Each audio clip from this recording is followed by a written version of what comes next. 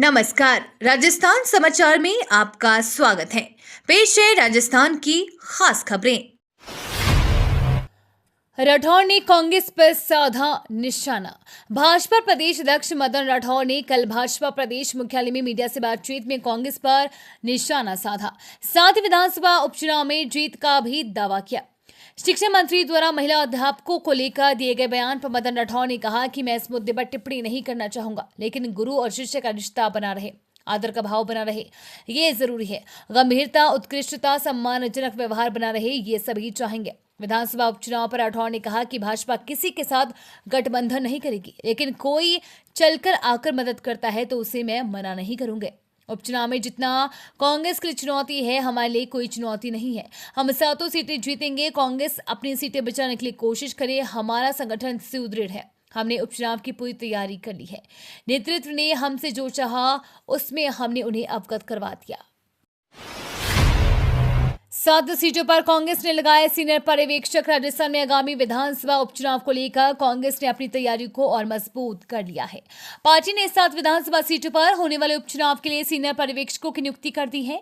इन पर्यवेक्षकों को विभिन्न विधानसभा क्षेत्रों में कांग्रेस के चुनावी अभियान की निगरानी और समन्वय की जिम्मेदारी सौंपी गई है। दरअसल कांग्रेस ने हर विधानसभा क्षेत्र में एक वरिष्ठ नेता को पर्यवेक्षक नियुक्त किया है। बता दें, दौसा में प्रमोद जैन भाया को जिम्मेदारी दी गई है। झुंझुनू में गोविंद राम मेघवाल को, रामगढ़ में भजन लाल जाटव को, देवली उनियारा में हरिमोहन शर्मा को, खिवंसर में उदय लाल अंजना को, 84 में सुखराम बिश्नोई को, सिलुम्बर में अशोक चांदना को चुनावी जिम्मेदारी सौंपी गई है। Drugs politics. एमपी के मंत्री ने राजस्थान पर लगाए गंभीर आरोप। मध्य प्रदेश में ड्रग्स की बड़ी खेप पकड़े जाने के बाद दोनों पड़ोसी राज्यों की सियासत गर्मा गई है, क्योंकि पिछले दिनों एमपी के नगरीय प्रशासन मंत्री कैलाश विजयवर्गीय ने राजस्थान पर बड़े आरोप लगाए हैं। उन्होंने कहा था कि राज्य के नशे के कारोबार के तार राजस्थान के प्रतापगढ़ से जुड़े हैं। इसके बाद विधानसभा में नेता विपक्ष टीकाराम जूरी ने सीएम भजनलाल शर्मा से कड़े सवाल भी पूछे हैं और निशाना भी साधा है। दरअसल इंदौर के एक कार्यक्रम में कैलाश विजयवर्गीय ने एमपी के सीएम मोहन यादव के सामने भी कहा था कि राज्य के नशे के कारोबार के तार राजस्थान के प्रतापगढ़ से जुड़े हैं। इस कारोबार में शामिल लोगों के नाम उन्हें पता है। चोर ही नहीं, इस कारोबार के चोरों की मां को भी पकड़ा जाए।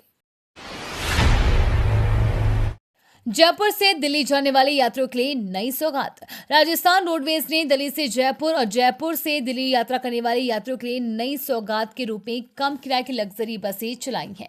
राजस्थान रोडवेज चेयरमैन शुभ्रा सिंह के निर्देशानुसार आईएसबीटी कश्मीरी गेट से दिल्ली जयपुर मार्ग पर 17 अक्टूबर से 8 नई 2x2 एसी लग्जरी बसों का संचालन शुरू कर दिया है। गुरुवार को नई 2x2 एसी लग्जरी बस के कश्मीरी गेट पहुंचने पर दिल्ली अगार के मुख्य प्रबंधक पुलकित कुमार द्वारा बस के चालक और परिचालक का माला पहनाकर स्वागत किया गया।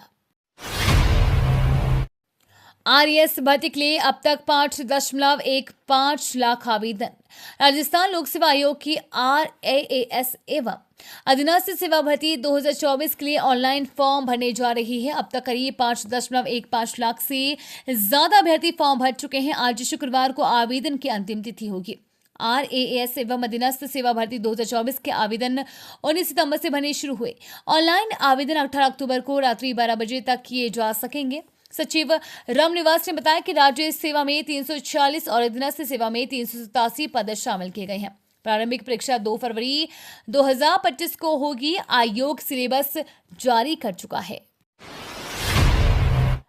Rajasthan global investment summit. जिले में औद्योगिक विकास को बढ़ाने के लिए बुधवार को बाड़ी रोड स्थित एक रिजॉर्ट में राजस्थान ग्लोबल इन्वेस्टमेंट समिट 2024 के अंतर्गत जिला स्तरीय इन्वेस्टमेंट समिट का आयोजन हुआ।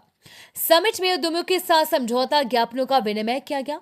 समिट के दौरान 31 निवेशकों के साथ लगभग 607 करोड़ रुपए के एमओयू विनिमय किए गए, जिससे अब करीब 1600 से अधिक लोगों को रोजगार प्राप्त होगा।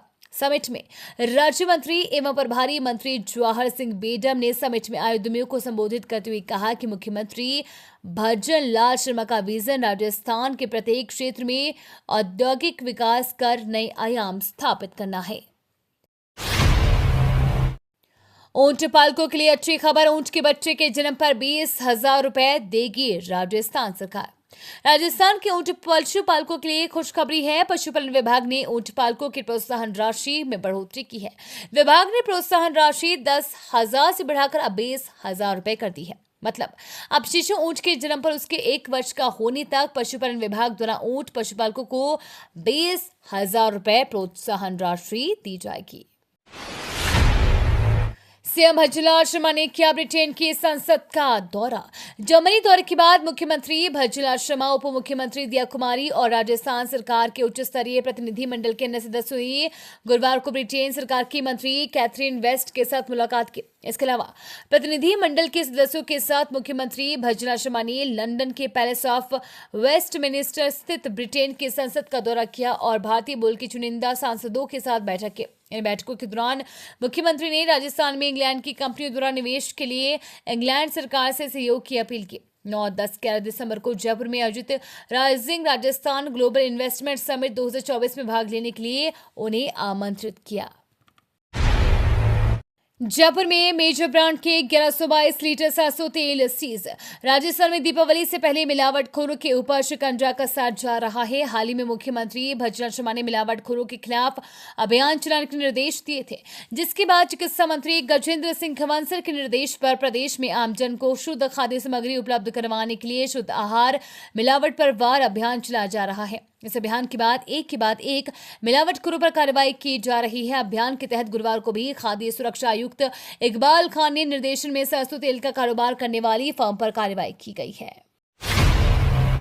कांग्रेस ने बिजली खरीद में घोटाला किया। ऊर्जा मंत्री बोले, राइजिंग राजस्थान से प्रदेश में सस्ती होगी बिजली। राजस्थान में बिजली हमेशा से एक गंभीर मुद्दा का विषय रहा है। ऊर्जा मंत्री हीरालाल नागर ने गुरुवार को कोटा में राज्य सरकार की उपलब्धियों को गिनाया।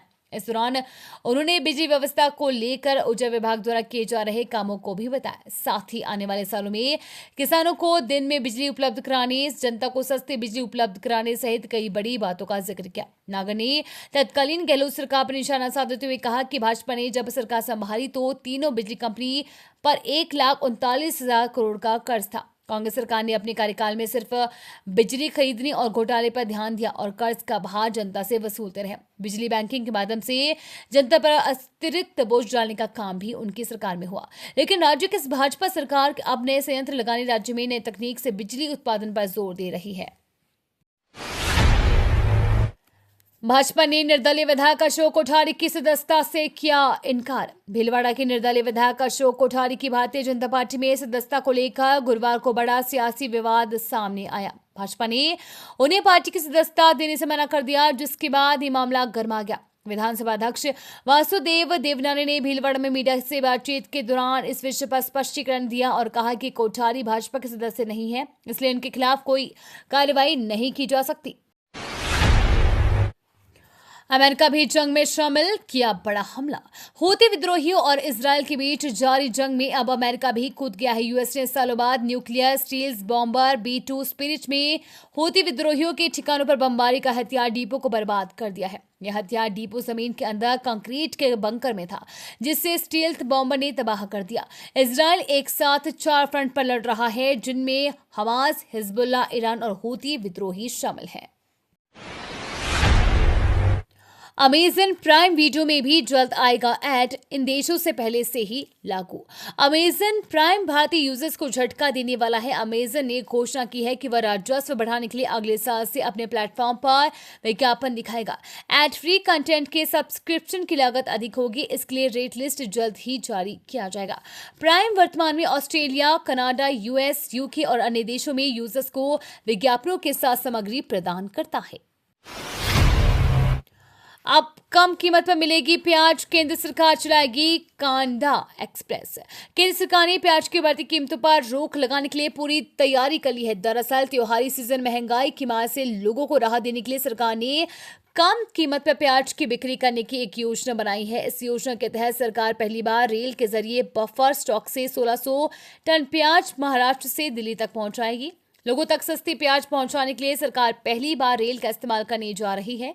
उपभोक्ता मामलों के सचिव निधि खरे ने घोषणा की है कि कांदा एक्सप्रेस नाम की विशेष ट्रेन महाराष्ट्र के लासलगांव रेलवे स्टेशन से रवाना होगी और 20 अक्टूबर को दिल्ली के किशनगंज रेलवे स्टेशन पर पहुंचेगी।